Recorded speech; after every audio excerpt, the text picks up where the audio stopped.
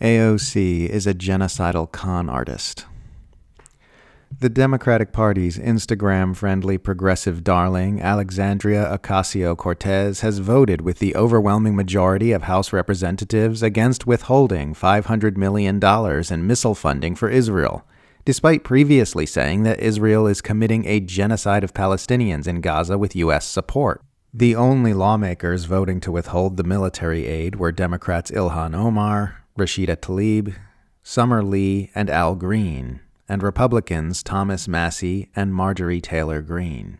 Coming under fire from the left for the glaring contradiction of providing military assistance to a state that is perpetrating an active genocide, AOC issued a statement claiming her vote was about protecting civilians. The statement reads as follows: Marjorie Taylor Greene's amendment does nothing to cut off offensive aid to Israel, nor end the flow of U.S. munitions being used in Gaza. Of course I voted against it. What it does do is cut off defensive Iron Dome capacities, while allowing the actual bombs killing Palestinians to continue. I have long stated that I do not believe that adding to the death count of innocent victims to this war is constructive in its end. That is a simple and clear difference of opinion that has long been established. I remain focused on cutting the flow of U.S. munitions that are being used to perpetuate the genocide in Gaza." End quote. AOC's statement is absolute crap. The Iron Dome is not used for defending, it's used to facilitate constant attacks.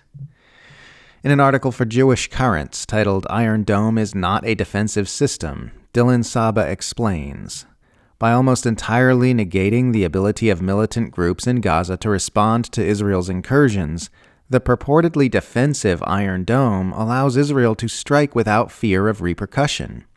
And because the cost is so low when measured in Israeli casualties, Israel can wage perpetual war without suffering domestic political consequences, and is under negligible pressure to pursue diplomacy with the Palestinians. In theory, a weapon like Iron Dome could be used only defensively, but in practice it doesn't work that way, analyst Nathan Trull told Jewish Currents. Iron Dome facilitates greater Israeli offensive measures because it lowers the perceived cost to Israel of escalating or extending or initiating attacks. In other words, when the Iron Dome may prevent the deaths of Israeli non-combatants, it has made it easier for Israel to engage in deadly operations that take Palestinian lives. End quote. The Iron Dome isn't for protecting civilians, it's for protecting the Israeli regime from deterrence. We see this in the comfort the regime displays in waging constant military violence on its neighbors knowing they can't retaliate. That's why Israel cut a ceasefire deal with Iran so fast. Iran's advanced missile systems can't be reliably stopped by the Iron Dome, so Iran was able to smash Israel and force it to cease its unprovoked aggressions.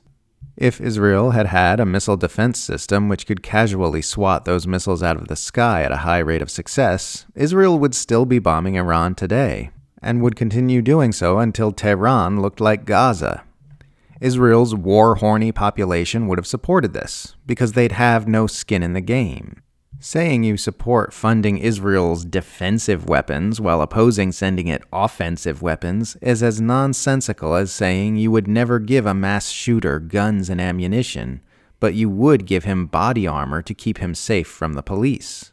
You are helping him commit mass murder just as much as you would be if you gave him guns and ammo.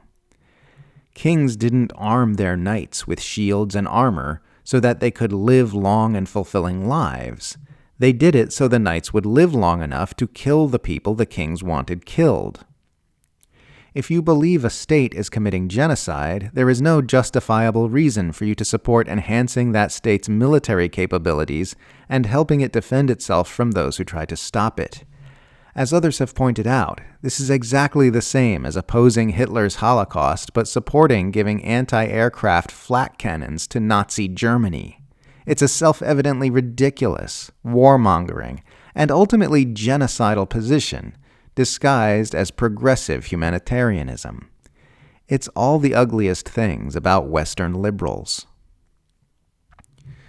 People who say you should criticize AOC less because there are way worse members of Congress act like she's just passively sitting there being a mediocre lawmaker. She's not. She's actively anchoring the leftmost edge of the Overton window of U.S. politics to militarism, capitalism, colonialism, and genocide. She's actively stopping American politics from moving any further left than the nightmare we see before us.